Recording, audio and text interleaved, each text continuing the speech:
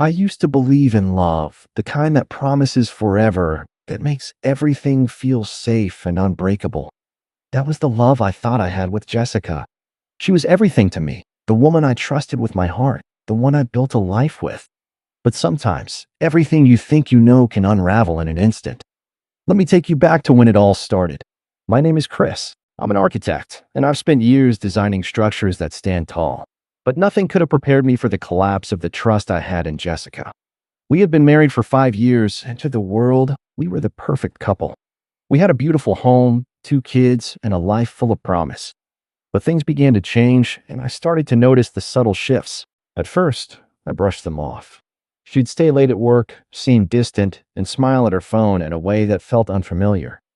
I convinced myself that it was nothing, just the pressures of her job, or maybe my own overthinking. But over time, the changes grew more noticeable. There was less laughter between us, fewer moments of connection. I asked her once, "Jess, is everything okay? You seem a little distant." She just smiled and assured me, "Everything's fine, Chris.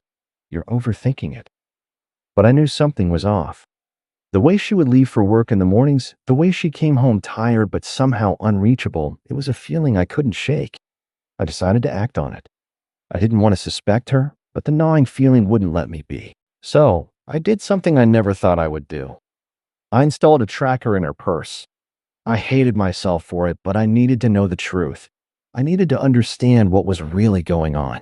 That morning when Jessica left for work, I slipped the tracker in her purse. I watched her go, hoping I was wrong. But as the day went on, my mind wouldn't quiet. I tracked her movements, her route, my heart pounding with every ping on my phone. 3 hours later, I saw the location, a hotel. A chill ran through me. A hotel? Why was she there? Jessica had never gone to a hotel during the day.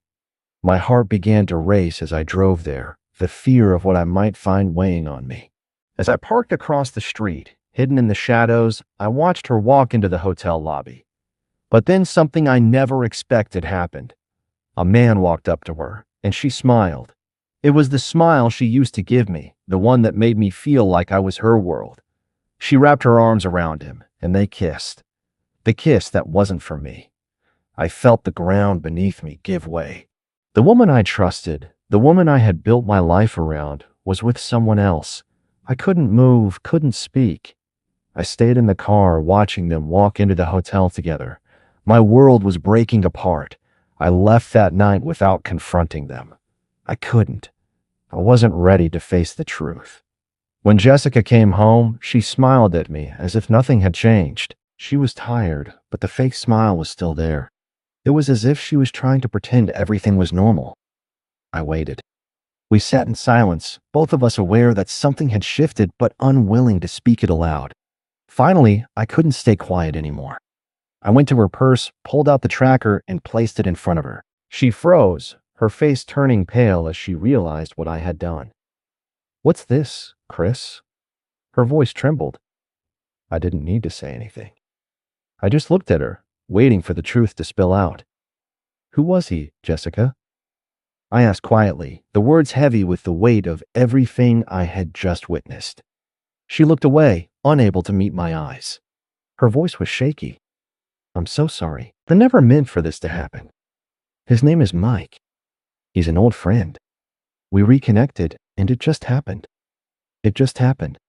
The words hit me harder than I expected. She wasn't even sorry enough to make it sound real.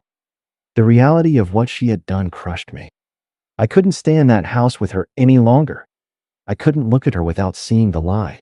So I left. The weeks that followed were a blur. I couldn't sleep, couldn't think, couldn't eat. My mind replayed the images of her with him over and over. I couldn't escape it. I tried not to hate her, but I couldn't stop myself. How could I forgive someone who had torn my world apart? I stayed away. I didn't talk to her. She tried to reach out, to apologize, but I couldn't bring myself to answer. The woman I had loved, the person I thought I knew, had betrayed me in the worst way. Over time, though, I realized I had to move on. Not for her, but for me. I had to find myself again. I had to rebuild my life from the ground up, even though the pain of it felt suffocating. But one thing became clear: I could never go back to the life we had. I could never trust her again, no matter how many apologies she gave. The love we shared was gone, replaced by a deep, hollow pain. I knew I had to let go, and I did. I forgave her, not for her, but for me. Holding on to anger would only hold me back from moving forward. It's been a while now. Time has a way of healing the worst wounds, but the scar remains. The memory of Jessica, of what we had and what was lost, is something I'll carry with me forever. But I've learned that I'm stronger now. I've learned to trust again, but not in the same way. I've learned that love, real love, is about honesty, respect, and loyalty. So I walk forward, slowly, carefully. If you've ever been through something like this, if you've ever had your heart broken, I want you to know you're not alone. You'll heal. It won't be easy, but you'll heal, and you'll find a strength you never knew you had.